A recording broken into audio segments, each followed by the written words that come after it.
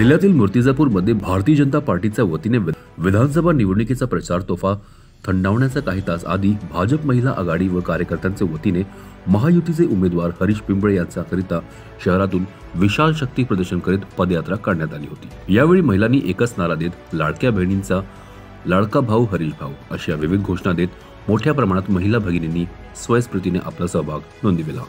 या पदयात्रेदरम्यान आमच्या प्रतिनिधींनी आमदार हरीश पिंपळे यांच्याशी साधलेला संवाद। विधानसभा निवडणुकीच्या प्रचार तोफा थंडावण्याकरता काही कालावधीच राहिला असताना जर बघितलं तर मूर्तिजापूर विधानसभा मतदारसंघा अंतर्गत भारतीय जनता पार्टीच्या वतीने मोठा रॅली काढण्यात आलेली आहे। मोठं एक प्रकारे भारतीय जनता पार्टीच्या वतीने शक्ती प्रदर्शन करण्यात आलेलं आहे।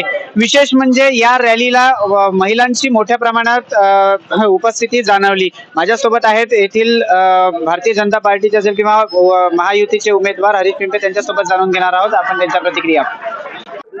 मला सांगा भाऊ, अवघ्या काही मिनिटांमध्ये प्रचाराच्या तोफा थंडावणार आहेत। महिलांच्या वतीने मोठ्या प्रमाणात शक्ती प्रदर्शन करण्यात आलं, काय सांगाल हे प्रेम आपण बघून? आज मला या शेवटच्या प्रचार सभेच्या रॅलीमध्ये जेव्हा रॅली सुरुवात केली मलाही वाटलं नाही की इतकी मोठी रॅली होईल। माझे मायबाप जनता आली, माझे कार्यकर्ता आले, माझे भाऊ बहीण आले, मामा काका आले, पण मोठ्या संख्येनं माझ्या लाडल्या बहिणी आलेल्या आहे। आजपर्यंत मूर्तिजापूरमध्ये इतक्या मोठ्या संख्येनं महिला कधी रॅलीमध्ये सहभागी झालेल्या नाही आणि लाडल्या भावाच्या लाडल्या बहिणी जेव्हा भावासोबत ताकदीनं उभ्या आहे, जेव्हा बहिणीचे आशीर्वाद जर भावाले आहे तर माझा विजय निश्चितच आहे।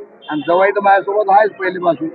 आणि कार्यकर्त्यांनी ज्या जोमाने ज्या मेहनतीने प्रचार केला, खरं तर हे तिकीट कार्यकर्त्यांनी आणलेली आहे आणि कार्यकर्त्यामुळेच मी आज तुमच्या या मीडियासामने बोलून राहिलेला। कार्यकर्ता, मतदाता आणि लाडक्या बहिणी जवळ माझ्यासोबत असल्यामुळे आता मला विजयापासून कोणी रोखू शकत नाही। हो, शेवटचा प्रश्न विचारतो। रवी राठी म्हणतात लावरे तो व्हिडिओ आणि टीकास्त्र करतात, काय सांगाल त्याच्यावर? रवी भाऊ माझा मोठा बंधू आहे, माझ्यापेक्षा ते वयानं मोठे आहे, पण ते एक व्यापारी आहे। त्यांनी जो व्हिडिओ अनेक महाराज लोकांना सगळ्यांना दाखवलेला आहे, ज्या पोराने तो व्हिडिओ केला होता त्या पोराचं वय 18 वर्ष होतं, तो शिक्षण घेऊन राहिला। त्या पोरानं मला माफी मागितली लढत लढत, तर मी त्याला मोठ्या मनाने माफ करून दिलं आणि सांगितलं की याचं कॅरियर आपल्याला खतम करायचं नाही।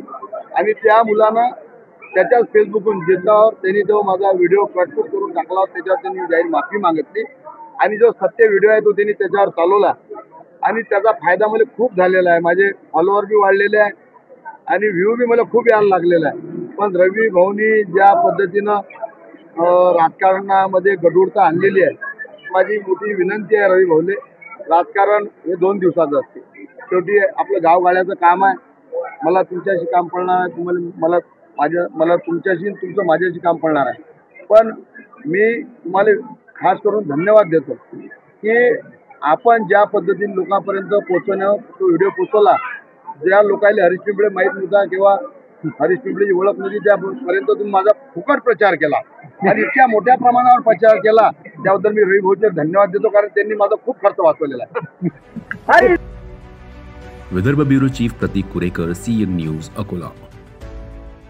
सीईएन न्यूज, देश प्रदेश की ताजा तरीन खबरों के लिए सीईएन न्यूज को सब्सक्राइब करें और रहें पल पल की खबर से हर पल बाखबर।